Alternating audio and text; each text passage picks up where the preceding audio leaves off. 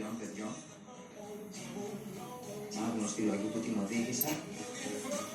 Και στον τύπο της Θεσσαλονίκης στοιχεία για τα καταλήμματα βραχυχρόνιας μίσθωσης το έτος 2018 γράφει 127.000 αφήξεις Airbnb στην Θεσσαλονίκη. Πάνω από 2.200 σπίτια είναι σήμερα στο Airbnb. Απίστευτος αριθμός, μεγάλος, ναι.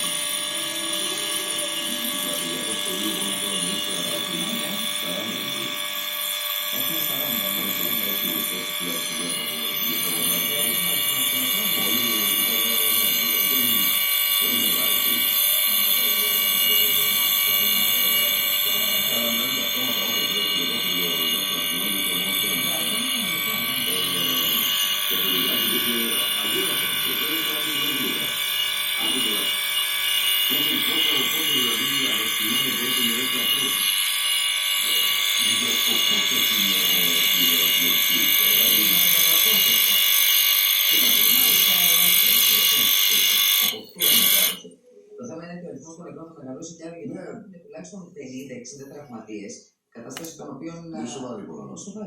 Πολλοί από τους οποίους είναι σοβαρή κατάσταση. Το απευχόμαστε, αλλά αυτό που δείχνει τα πράγματα δεν θα σταματήσει εδώ. Στην ελεύθερη ώρα ταξίδι στο χρόνο με